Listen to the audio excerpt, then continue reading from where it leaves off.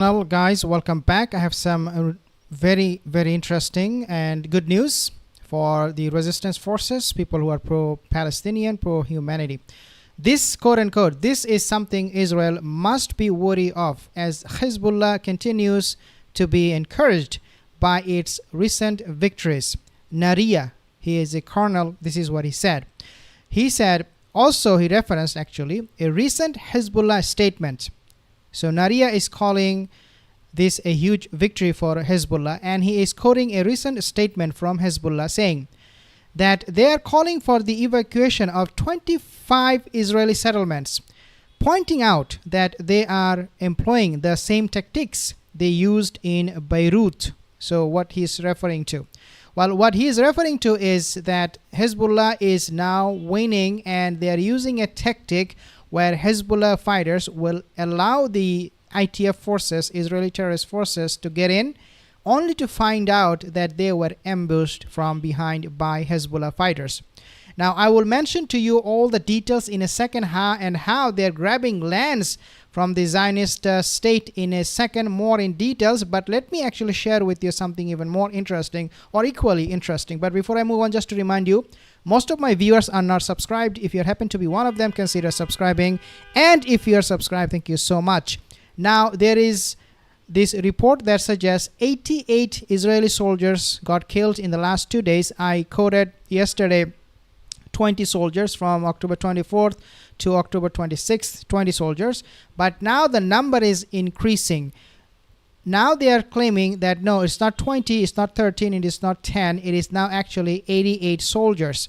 And this is coming on multiple sources, and we even have some of these pictures of these pigs who went to kill women and children. And then you have another report from the Cradle. They mention Israeli military admits that 88 soldiers have been injured in battles with Hezbollah in South Lebanon over the past 48 hours. So again, the last 48 hours, 88 soldiers injured. And another report, as I quoted, they said, no, these are actually dead soldiers now. When we talk about all of these casualties, we also want to point out that some known ITF members are also getting killed. So for example, this guy, he is a rabbi. He was laughing before he went into Lebanon, thought that Lebanon was a picnic. Hezbollah sent him to hell, Rabbi Avi, and his name is Rabbi Avi Goldberg. He got killed in Lebanon. And again, Lebanese forces, they're using the same technique of allowing Israeli forces and then ambushing them. Now, this is also coming at a time, guys, you have to understand, when Al-Radwan, the Hezbollah elite forces, now being totally deployed on the battlefield to face the ITF forces, and we are now all of a sudden seeing a lot of casualties. Now, when we talk about Hezbollah, obviously we have to also mention about the head of Iran, Supreme Leader. Now, there is this report that basically saying, I think this is a propaganda, saying that he is now weak, he is 85 years old, he's in serious condition, and this is coming from current report, breaking news. Israel Supreme Leader Ali Khamenei is reportedly in serious condition at age 85. The Guardian reported this one, it's a Guardian newspaper. Reports indicate his second oldest son, Mustafa Khamenei, has been groomed to inherit Khamenei's position, and this was confirmed by BBC. Now, of course, we all know by now that Iran or Hezbollah or even Hamas, they don't depend on their leaders for their war victories.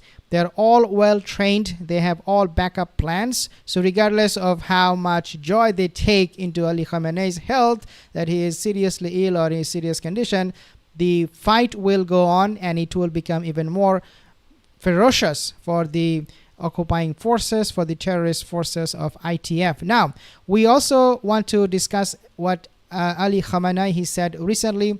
He said that they keep magnifying their attack Their magnification is wrong, but downplaying is also wrong. The enemy must be made to understand the power, initiative, and determination of the Iranian people, and this is what we have seen, what is happening right now in Lebanon. Hezbollah fighters, I do think that to an extent Iranian soldiers or military is directly involved in this battle in Lebanon, and this is why we're seeing a lot of success from Hezbollah in terms of how they're targeting these ITF forces. Now, I want to actually share with you the article where I found this news that Hezbollah right now is actually grabbing land. So, tunnel ambushes, quote unquote, challenge Israeli forces. Israeli colonel warns of Hezbollah's increasing power. So, this was an interview, and he was talking to Channel 13. As reported by the Lebanese news network Al Mayadin on Sunday, Neria explained that Hezbollah fighters often allow Israeli forces to advance only to ambush them from behind once they have moved forward. He noted that this tactic has recently been employed with notable success, boosting Hezbollah's confidence. Neria, who previously served as an advisor to former Israeli Prime Minister Rabin, Yitzhak Rabin, commented, Hezbollah, quote unquote, Hezbollah has now regained its strength. So what was the point of killing Hassan Nasrallah and killing all those innocent people in Lebanon? Did they not know that this will not make any difference? They did. When Netanyahu ordered that strike on Hassan Nasrallah that killed innocent people with him, he knew that this is not going to be bringing them any success in the long run. Yes, temporarily, Hassan Nasrallah was killed. Hezbollah was kind of like shaken, no doubt about that, because he was a very, very charismatic leader. But then they knew that they will move on, and the ITF forces and Netanyahu, they knew it. He warned that the Lebanese resistance movement is maintaining its momentum, and many anticipate that Israeli forces will continue to press deeper into southern Lebanon, providing the group with further opportunities to launch attacks. So again, the more they go inside Lebanon, the more they will be seeing casualties and death. Now, this is where things get interesting. So this is something Israel must be wary of, as Hezbollah continues to be encouraged by its recent victories. Neria cautioned. He also referenced a recent Hezbollah statement calling for the evacuation of 25 Israeli settlements, pointing out that they are employing the same tactics we used in Beirut. On Saturday evening, the Lebanese resistance issued an evacuation directive to Israeli settlers in 25 settlements in northern occupied Palestine, mirroring similar actions by Israeli occupation forces who had previously issued evacuation orders in various areas across Lebanon. Two things I want you to understand here. Number one, Hezbollah is now not only on the defensive side of the battle, but also on the offensive side of the battle. So now they are saying that we are going to go inside Israel and issue the directives for the settlers to move out. Number two thing is this. The reason Netanyahu, he wanted to invade Lebanon in the beginning was because he wanted to clear out the area, the northern Israel, Kiryat Shemona, those places, Aviche and other suburbs. That was the main reason. He wanted these people, the residents who fled those areas in Israel because of the war, he wanted them to go back. Now, not only that they're not able to go back, but they are being given permanent notice that you guys should not come back ever again, because this place are going to be targeted by Hezbollah aerial forces and defense forces.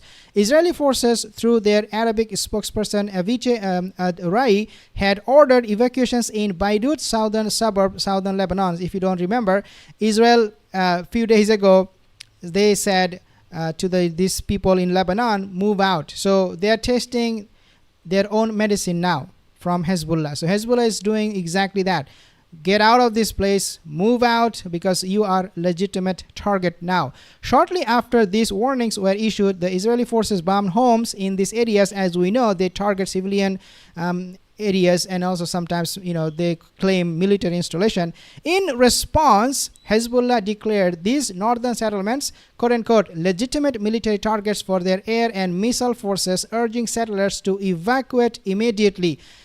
It's a euphemism way of saying, get out, get the hell out. So, I mean, can you imagine settlers, the terrorist settlers, who thought they could be permanently based there, and who thought even their Bezalel Smotrich, the finance minister of Israel, said, we're going to be expanding Israel, greater Israel. We are seeing dreams. We are fantasizing. We're going all the way to Istanbul, to Turkey, only to find out that their own places, the occupied lands, are now being taken back by the Palestinian and by the Hezbollah forces. So this is their dream, really. And all of a sudden they wake up from their sleep and they realize the world is really not the same when we fight real men. The group said the real ITF forces had stationed military units in these settlements, effectively turning them into operational outposts, and therefore you need to get out of this place because we are going to be targeting you. So what the warning is reading, so what this warning is, the warning read, you are requested to evacuate immediately. Your settlements have become locations of deployment for enemy military forces attacking Lebanon and are thus deemed legitimate military targets for the air and missiles forces of the Islamic resistance. So again, you are given this option. You want to stay here, fine. If you do, we are going to attack you, and once you are facing casualties and you lose your family members and whatnot, don't blame us. So what are these places? This is where things get interesting and important. The settlements included, the evacuation orders are Kiryat Shmona. Now, Kiryat Shmona is important. Why? Because this is the place that Netanyahu wanted to be safe and secure, and that the residents will go back and live in peace. This is in northern Israel. Kiryat Shmona, I've shown you the map many times. And now they're sending letters to this particular place, targeting these people.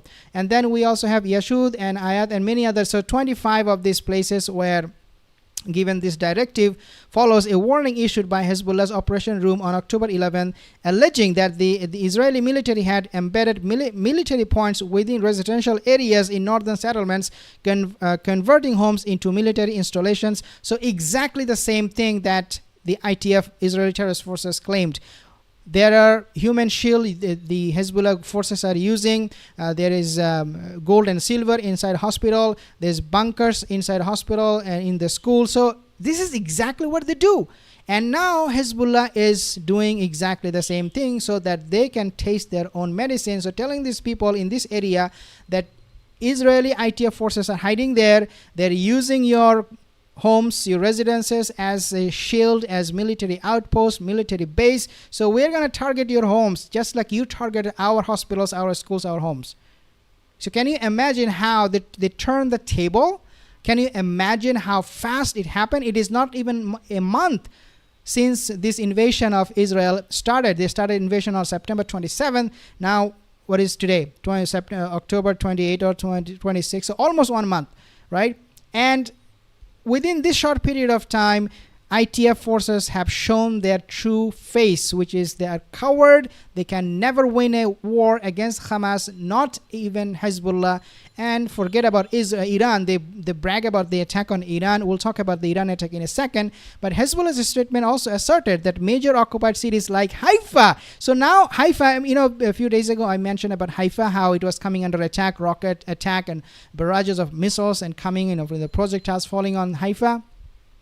I personally now think that from the very beginning, Hezbollah had a plan for Haifa.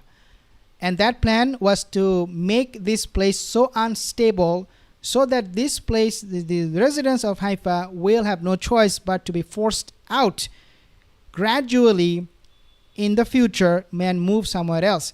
Why? Because Hezbollah they have asserted that major occupied cities like Haifa, Tabariya, and Akka contain military bases embedded within residential neighborhoods, intensifying the military efforts against Lebanon. So what you should do, the Zionists, get out of Haifa, get out of Tabariya, and get off Akka. Get out of these places because the Israeli military forces are there, the terrorist forces are there, and so we don't want to see them. No, I'm not saying that, okay, Haifa will be occupied by Lebanon, the Hezbollah group. I'm not saying that. But what I'm saying is that these people will be terrified beyond imagination, beyond what they have ever thought. It cautioned settlers to avoid areas near these facilities for their own safety until further notice, designating these locations as legitimate targets for Hezbollah's air and missile forces. So again, Haifa, along with those 25 northern Israeli cities or areas, they are all now coming under the Hezbollah's directive, where they are now asking these people to leave immediately. Can you imagine Haifa getting evacuated? Can you imagine? Because Israeli forces, they are all there. The entire Israeli forces, IDF forces, they are there to defend this city, especially Haifa, Tabaria, and Bekaa Valley and all those places. But now all of a sudden they're finding that Hezbollah is giving them notice that you need to leave. Now, when we talk about this conflict, one thing we also have to understand is that this is becoming an escalatory conflict. Why? Because recently, Iran confirmed that US is complicit in Israel's attack on Iran. So they pointed out two things here. So this is coming from Iran, a mission to UN New York. So they accused US of helping the Zionists. The Zionist regime's warplanes attacked several Iranian military and radar sites from Iraqi airspace, approximately 70 miles from Iran's border. Number two, Iraqi airspace is under occupation, command and control of the US military. So what I understand from this is that Iran could well target this US military bases in Iraq now, heavily just in Iraq, because the airspace, if you allow US to allow Israel using that airspace, that means Iran is not safe. It is like saying, because Ukraine allowed NATO to come into Ukraine, they are not even a member of Ukraine, Russia decided to invade Ukraine. Why? Because when you have enemy next door, you have the right to target that country who is helping and supporting your enemy. Therefore, make no mistake, guys, Iran is going to be targeting US military bases in Iraq, because they don't want to see US in Iraq for a very long time. And now this help to Israeli forces, the IDF forces, by US, by allowing these Zionist warplanes to get through, is going to be the breaking point. This is where Iran would not accept any more US presence in Iraq. Now I want to play this video finally, and this guy, he's ex-head of Mossad, and this is what he said. He said that he helped ISIS and Al-Qaeda, but he's not going to help Hezbollah. Take a listen. There have been reports that Israel has been treating wounded Syrian rebel fighters in its hospitals on the border, including fighters from Nusra Front, which is of course the Al-Qaeda proxy in Syria. Do those reports worry you, that Israel's helping wounded Al-Qaeda aligned fighters? As I said before, in a different context, it's always useful also to deal with your enemies in a humane way. Wow, really? If Ryan Halvi, are you okay? Do you have some mental problem? Israel cares about enemy to be treated in a human way. What about those abuses, those torture and rape taking place in Israeli prisons against the Palestinian women and children? What about those? They're not human. So you decide who is human. So ISIS and Al-Qaeda, all of a sudden they become human because you are supporting them. These people are so evil. They were not supporting just these terrorist groups, but also they are abusing, torturing Palestinians as we speak. And on the same breath, they will also help and sympathize with those people that they think deserve some human treatment. So this is, who is a human and who is not a human depends now on Israel. This is the level of pure evil and racism and supremacy that they are showing now for decades. So really, I leave it up to you guys to decide what do you think about these morons, these maniacs, these genocidal lunatics.